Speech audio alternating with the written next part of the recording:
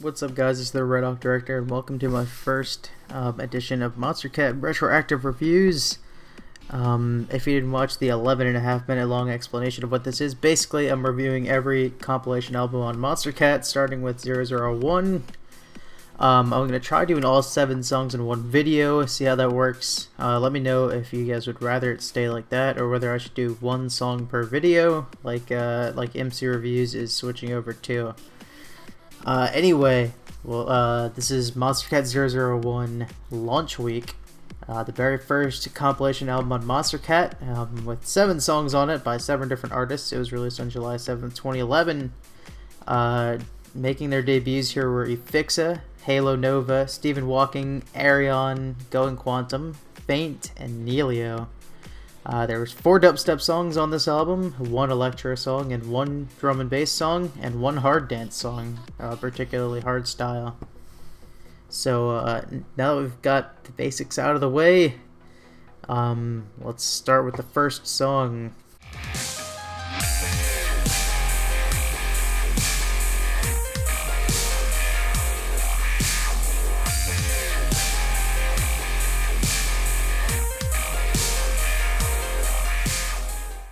So this is the first song on Monstercat ever. I'm doing this in chronological order, by the way, just in case you were wondering.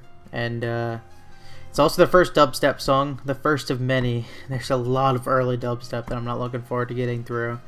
And this is also the first Ephixa song on the label. Ephixa had kind of made its name known for doing a lot of remixes of video game songs, my favorite of which being the Lost Woods remix. That's probably the most famous one out of them, too. I'm going to go through what each name means. Some of these are going to be harder than others. For example, this one's pretty difficult because the name's Dubstep Killed Rock and Roll. I think it comes from the first song with a music video, Video Killed a Radio Star. And I don't know if Ephixa was foreshadowing or not, but it feels like since dubstep got big in like 2010, 2011, 2012, etc., it seems like rock and roll has been on a decline as far as new artists emerging and being good. I mean, there's a few, don't get me wrong, but rock is a genre I used to be in, like pretty heavily into, and it's really not so much anymore. It's failed to hold my attention. So that's kind of interesting that Ephixa may or may not have actually called it. But anyway, let's get into the actual song. It's pretty much classic dubstep. It has a very spacey intro, which is pretty cool. Ephixa does this with his first couple of tracks. It has a sort of background synth harmony. It almost feels foreboding in a way of where the track is going.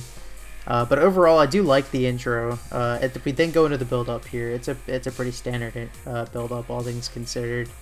The beginning of it's pretty cool. It starts with the bass growls that make up most of the first drop, getting louder and louder. Eventually, the drums come in, and you get the very classic.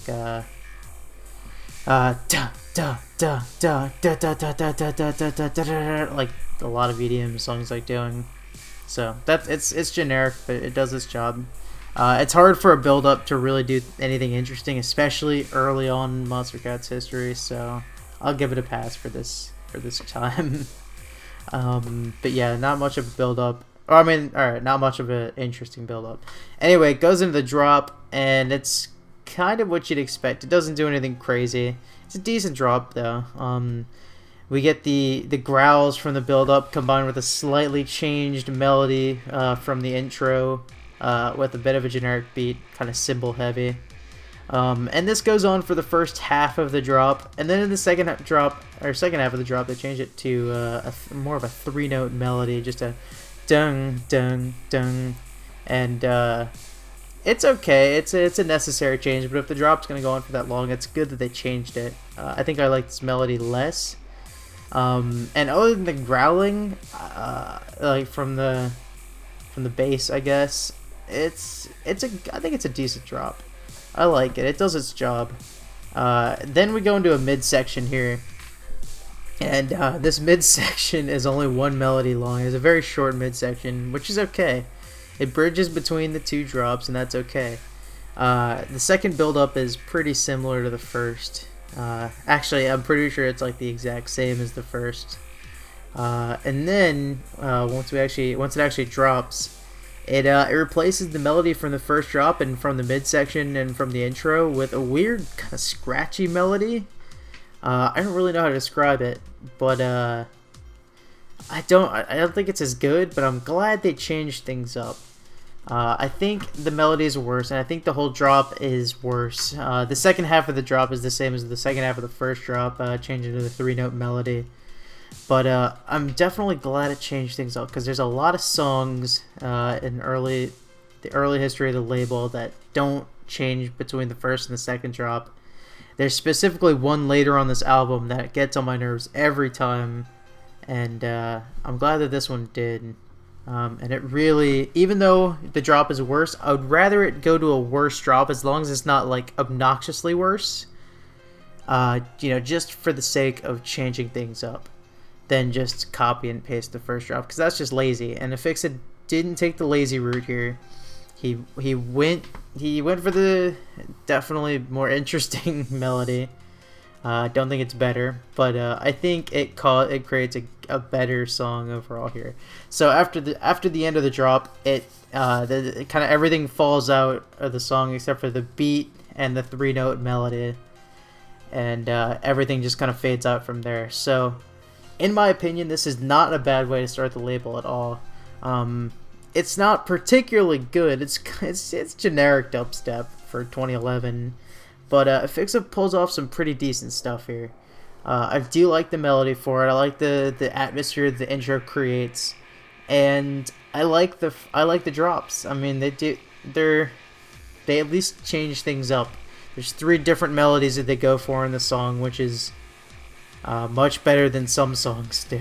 Like one that we'll get to later. Actually, probably a couple that we'll get to later. So yeah, I'll be giving Dubstep Killed Rock and Roll by Ephixa a 5 out of 10, which early on is pretty good. I waited a little bit for being so early. Like if the song came out now, obviously it'd get lower, it'd get like a 3 or something, but you have to scale at least a little bit for the time that it came out for and the quality of equipment that they had back then. I say back then like they recorded this in the 15th century, but yeah, 5 out of 10. It's a solid song. It's not anything groundbreaking, but it's not bad either.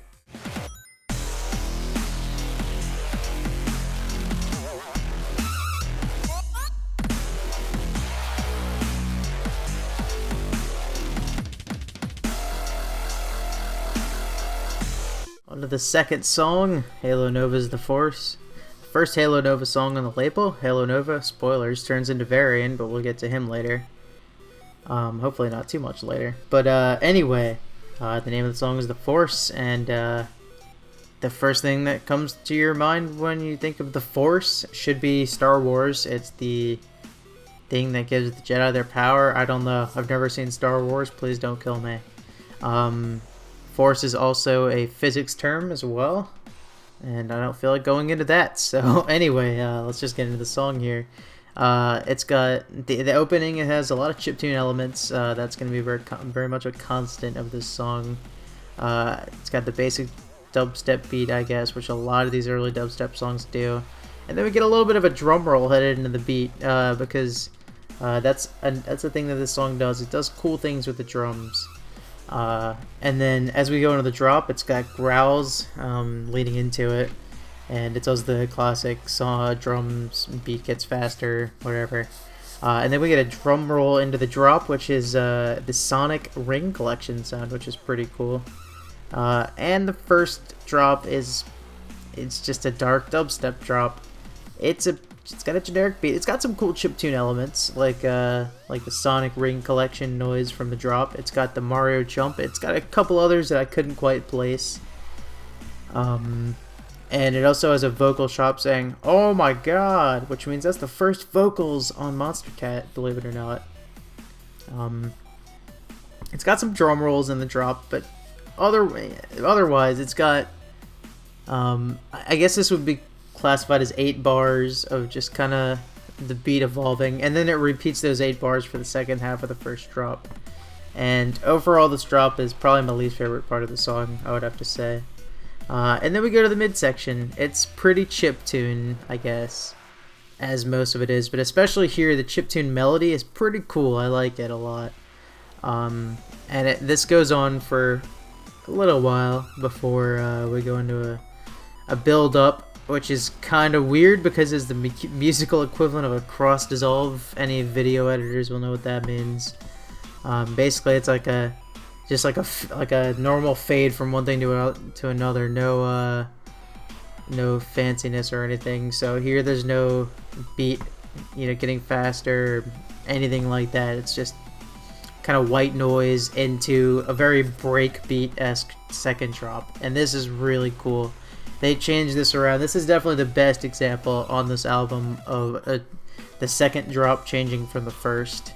There's a couple others that do this too, Dubstep Killed Rock and Roll being one of them, but this is definitely the best. And even though it's, I don't know if it's still dubstep or whether this would technically be considered breakbeat. I'm not sure. I listed it as breakbeat in one of my other videos, but I think it might still be dubstep. But it definitely doesn't have a standard dubstep beat, so there you go. And there's some elements from the first drop are still here. Some of the chiptune sounds and etc. But it's got a totally different melody, which definitely evolves over the drop, and it's really cool.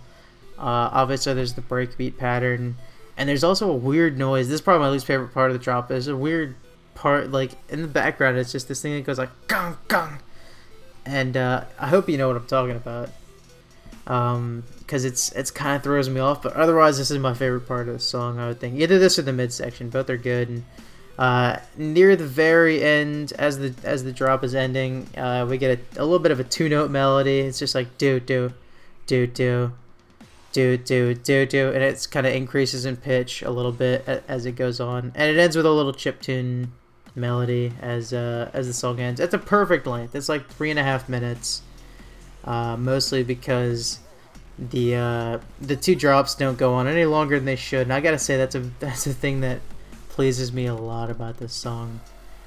It is the perfect length. The first drop is okay. It's not my favorite drop on this on this album by any means, but the second half really salvages the song, I think, and makes a pretty interesting song, all things considered, for early dubstep. So even though I don't like that first drop, the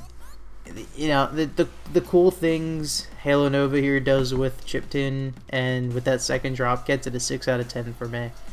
Not the best song in the universe, but that's okay. It's a 6 out of 10, and upon critically reevaluating this song, it I think is better than I gave it credit for when I ranked it 4th out of the 7 songs on this album when I first ranked this album.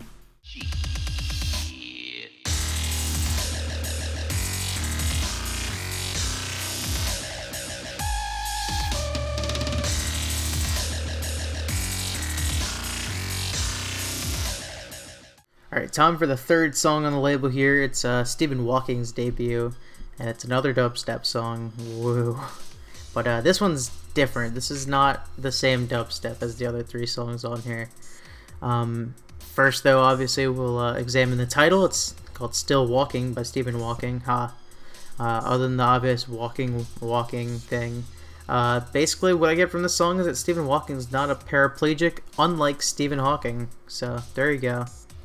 The first thing you're going to notice from this intro is that it's got a lot of trap elements. It's got the trap hi-hats, but it's not quite trap though. It's still definitely dubstep, but it's kind of interesting to see those trap elements in Stephen Walking's early career, considering that he ends up going down a trap phase for a little while in, I guess, late 2011, early 2012.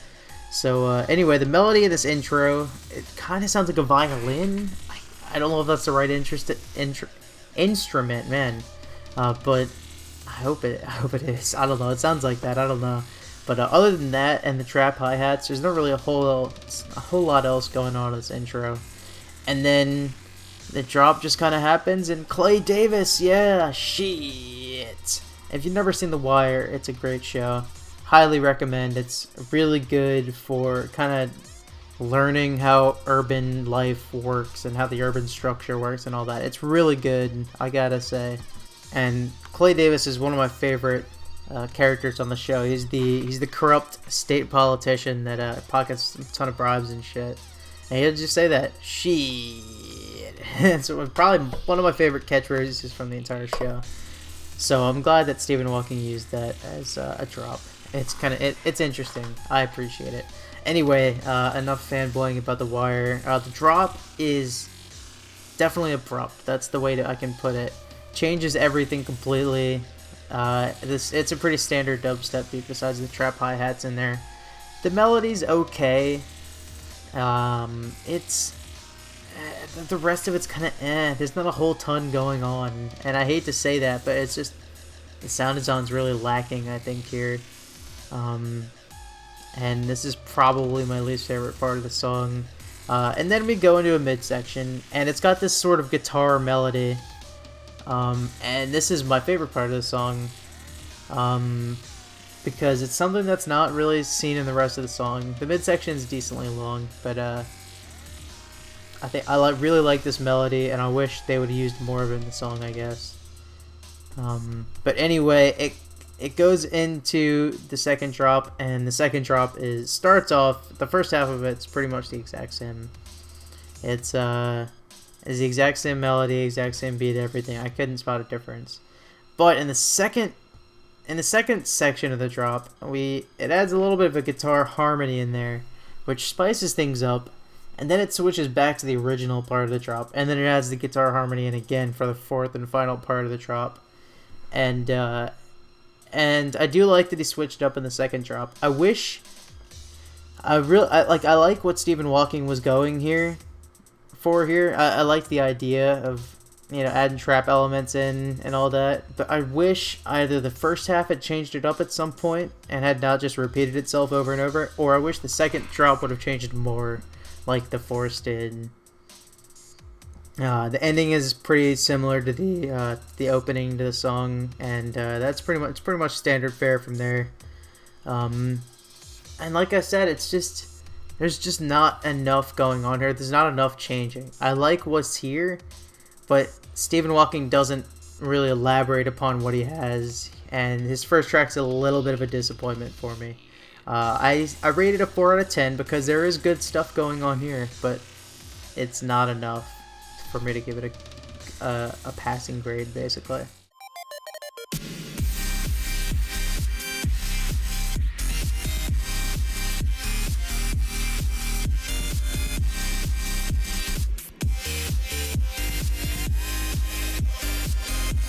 Alright, fourth song on the label, and finally something other than dubstep. Oh man, I've been waiting a long time for this. And yet, fun enough, it's got the same BPM as Still Walking. But anyway, yeah, so this is Arion's debut on the label. His first of, I believe, 6 songs that he released through the label. I think that's correct. Anyway, it may be non-dubstep, maybe electro house, but it's still got very much a dubstep feel to it. Which is not a bad thing. It makes for an interesting song. So anyway, the intro is pretty cool, I gotta say. It's got almost a trancey start to it. I don't know. It's got a drum bit at the end of each loop of percussion that plays in the left side of your headphones, which is pretty cool. And it's got a cool sound effect at some point as well. It sounds a bit like white noise, and you know what I'm talking about. And then it eventually goes into a chiptune melody to it's the first melodic thing going on in the song. And that chiptune melody plays you into the build-up, which is pretty generic. It's got the same percussion thing. And then where it would go to the, where it does that, where it would go into the, and instead plays a little 10-note chiptune melody, which indicates the drop is coming, and it drops into a standard electro beat. It's got, I guess the bass melody of the song, and it's a good melody. It's pretty catchy, but it's nothing groundbreaking, and not a whole ton of this first part of the drop is groundbreaking. And then in the second half of the drop, it adds in a harmony that the best way I could describe it is that it sounds like something Insane Like would use. And I hope you guys know what that means. It's got that sort of funkiness to it.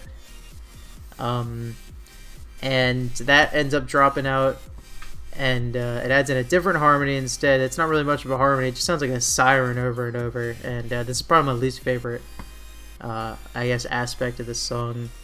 But yeah, that's the first half. I hope I kind of took you through it decently. There's a lot going on. It's a pretty long drop. But anyway, the first drop it ends as the beat falls out, and the song actually goes into halftime here, and it almost sounds orchestral. It's got a slower melody. It's different than anything I've heard before in the song, and it's got the siren as well, from that little siren melody from the end of the first drop, with some sort of strings instrument playing in the background. I don't know what it is, but it sounds like the beginning to Forgot About Dre by Dr. Dre. If there's any rap fans out there, they'll understand what I'm talking about. And then that goes on for a little bit, and then we go to the build-up. It's I don't know, it's kind of normal, I guess. And then the bit before the second the second drop is pretty clustered. It's got the insane like melody. It's got the siren harmony, I guess. It's not really much of a melody. It's not even much of a harmony. It's just like sirens. And it's got some other melody as well. And it's just a lot going on. This is my least favorite part of the song because it makes it very difficult to follow what's going on. But suddenly it drops, and the second drop starts pretty similarly to the first drop.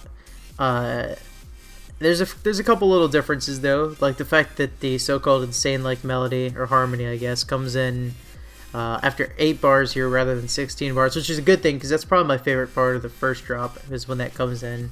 So that comes in earlier. It kind of goes in and out for the rest of the drop, and no siren. That's a good thing, and that's pretty much goes standard fare for the rest of the drop. I like the second drop more than the first drop. It changes up just enough to make it different, and I like that.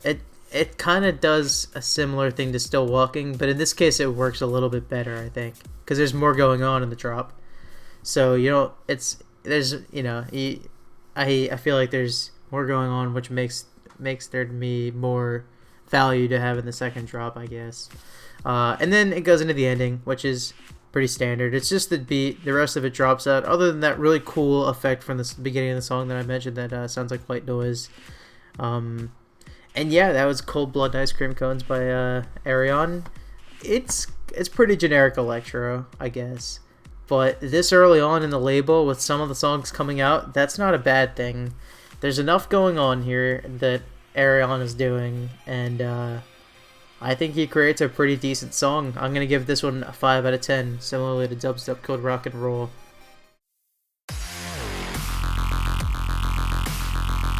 Hello.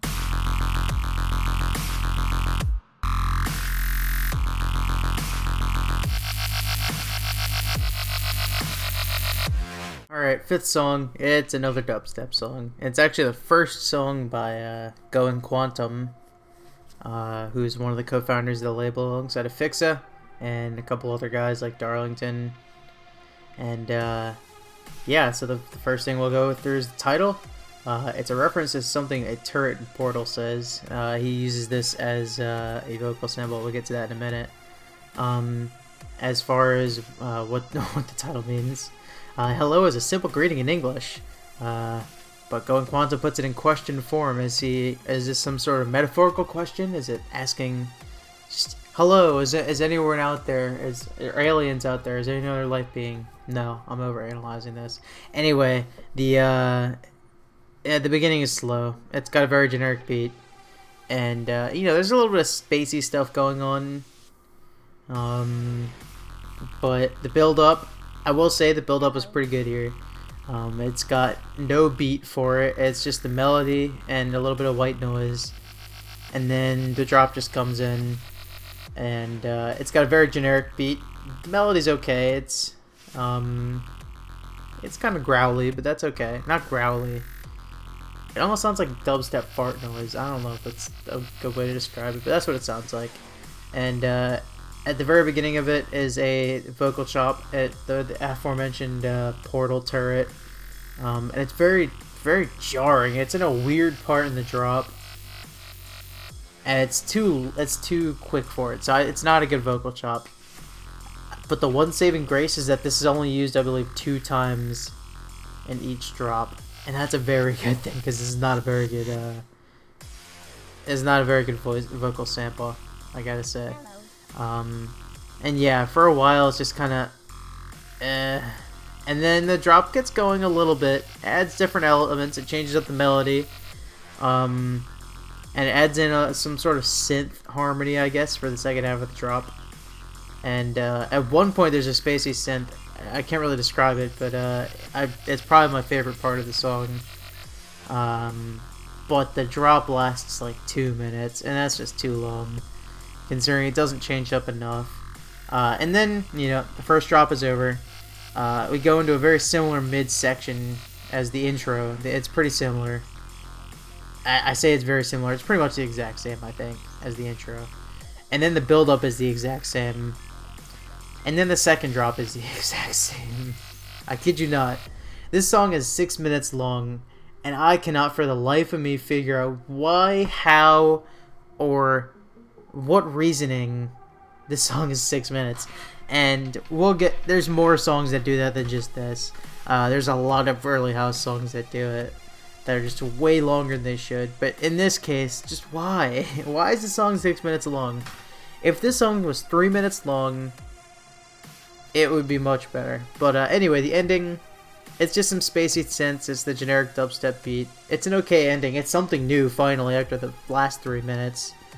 But, yeah, no, like I said, if this song was 3 or 4 minutes long, it would be a much different story. I'd probably be talking about this a bit more positively. But as it is, it's almost unbearable to listen to. It's one of my least favorite songs on the entire label.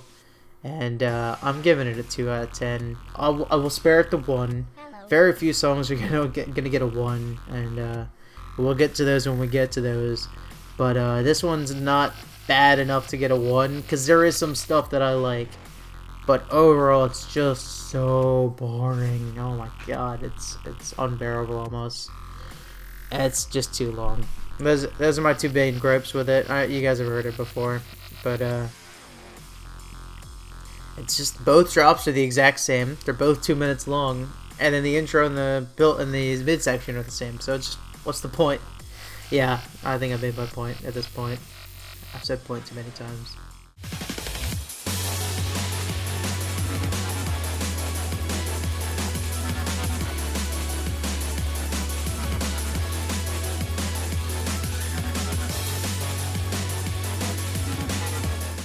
Alright, so on to the 6th song, and our first D&B song. D&B is my favorite genre of electronic music. Sorry for any biases that come up. Also, I will mention that under the genre thing, if it's dance floor D&B, I'm just going to label it as drum and bass. It just saves a lot of time. Anyway, the song is named Atlas. Atlas was a titan in Greek mythology who, after the Titans loosed the Olympians, he was condemned to hold up the sky for eternity. And he's what the Atlantic Ocean is named after, and the Atlas Mountains, and Atlantis, the lost city. So yeah, anyway, this is Feint's first song on the label. It's his debut, and Feint is one of my favorite Monstercat artists of all time. He makes some really good D&B, and I guess it's time to see how he starts. So the song starts with a D&B beat that changes up every now and then, as a lot of D&B beats do, with some guitars, and the guitars are a very important thing that goes on during a lot of the song. And as the intro kind of goes on, the guitar and beat drop out as the spacey theme gets established. That's kind of the main theme of the song, is this space, the spaciness. And I know that Hello did that, and Dubstep Killed Rock and Roll did that, but this song especially so kind of sets a spacey theme. And the guitar replaces the spacey synths for the build-up, and it builds up kind of generically, and then there's the drop. The melody, the main melody, I gotta say, is great. I love it. It's probably my favorite melody out of any of the melodies on this first launch week album. And there's a lot going on in the background here. Besides this main melody, there's also a guitar harmony. It's just like, and then there's a third little quiet melody that you can faintly hear in the background. That was not a pun, by the way. That's not supposed to be a pun. And it's just like ding, ding, ding, ding, ding, ding, ding, ding, ding. Sorry I know it's weird if I try to impersonate it over the actual song playing, but that's the best way I can describe it and let you guys know what I'm talking about, because I'm not very good about describing this shit. But yeah, that quiet melody is gonna become a lot more important later on in the song. So in the middle of the first drop, that quiet melody kind of comes to the forefront as we get a drum step beat. It's basically halftime, which is drum step. And then near the end of the first drop, the D&B beat and the guitars and the normal melody all come back and end it off well. And then we go to the midsection, which is a really nice breather because it has a chaotic drop. And as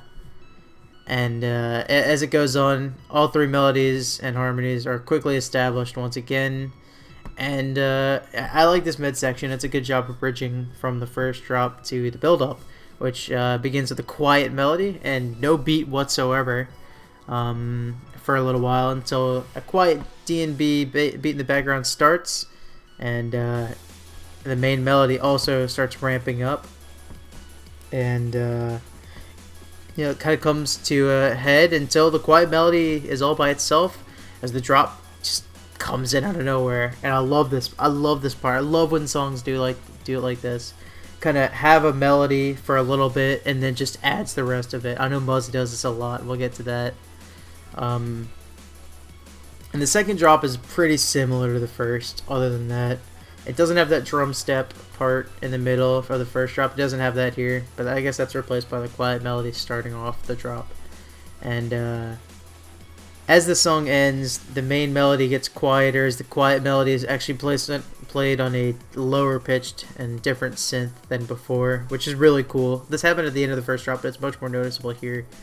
And the quiet melody and a spacey backing ends off the song here, as it's a pretty respectable length. It's almost 5 minutes, but when there's this much going on, that's not a bad thing.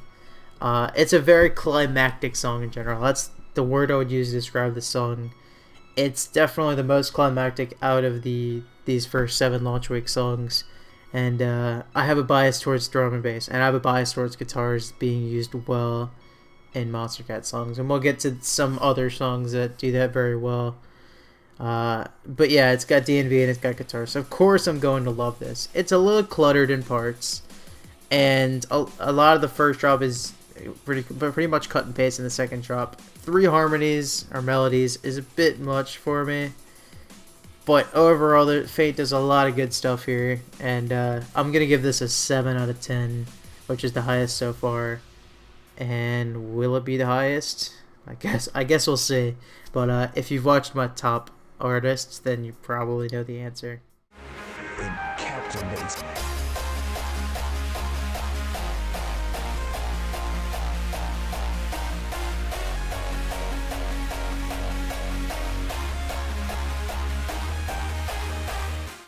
Alright, on to the final song and our first hardstyle song on the label.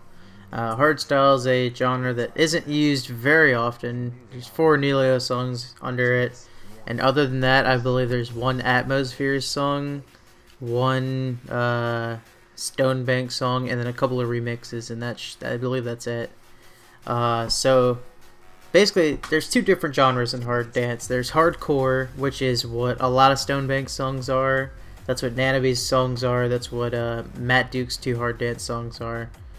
And then there's hardstyle, which is pretty much characterized by its use of bong, bong, bong, bong. Anyway, this Neilio is, well, he's not my favorite artist, but I'm willing to keep an open mind coming into this, critically analyzing it. So anyway, the name Captivating, it comes from the speech in the song that we'll get to in a minute. And basically it means capable of attracting and holding interest. So yeah, if you didn't know what that word meant, now you do. So I'm dropping knowledge bombs up in here. Alright, anyway, so this is the first Neilio song on the label, and as you could expect, all these are first songs. But anyway, it starts off with a very, very clap-like beat. It sounds like clapping, and then you hear fading in a vocal sample. It says it captivates, and then we get a very hard trance sounding beat. A lot of kicks. It sounds like hardcore, but it's not because it's too slow to be hardcore. But anyway, it adds like a weird weird sounding beat. The best way I can onomatopoeia it is psh, psh. That's, I don't know. It sounds kind of weird, but anyway, a speech sample comes in about how music is captivating, and it's kind of weird. It stutters a little bit, but it comes from a guy named Poppin' Pete, who's one of the originators of the popping dance style, and he's a member of the Electric Boogaloos. So there you go. That's pretty cool. I did not know where that interview came from, or the speech sample, until researching for this. So there you go. That's pretty cool. And this speech trails off as the song comes into the first drop, which is hard trance, much like the first part of the melody is, or the second beat, I guess. I don't know why the hell I said melody, but there's a lot going on for the melody here. It sounds like a pretty typical hard trance melody, and the first drop doesn't last very long. It goes into another speech. This is the longest section of the speech. It talks about fuel and soup and shit, but if you listen to it, it's actually pretty cool. It talks about, dancing and stuff because it's Poppin' Pete, and then it leads into the main melody of the song that comes on at the end, or the ravey melody of the hardstyle parts of the song. It kind of comes in, and then you have the same "It Captivates" speech sample, which leads into a hardstyle drop. And as far as hardstyle drops go, I kind of like it. It doesn't go on for too long though, which is good. It goes into another speech sample that's the same as the first speech. It talks about that sound, that structure of how they did this, and then I will try to match in music. I'll bring them this one place, and then it captivates, leads into the third drop, which is pretty similar to the second drop, but much longer, or a little bit longer. I shouldn't say much. And in this drop, Neilio does some very interesting things with the bong bong. It's not just bong bong bong bong bong. He glitches it up a little bit, which is pretty cool. And then the small section after the third drop leads into the fourth drop with another "It Captivates" as the song kind of goes down to a close.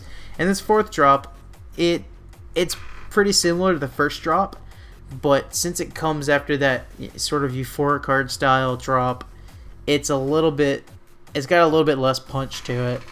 But this drop is pretty similar to the first drop. There's a little bit more going on in the harmony, like weird synths that come in and out, and it ends with the same hard trance beat, with the same synths that come in and out. But that's, it's a pretty standard ending, I guess.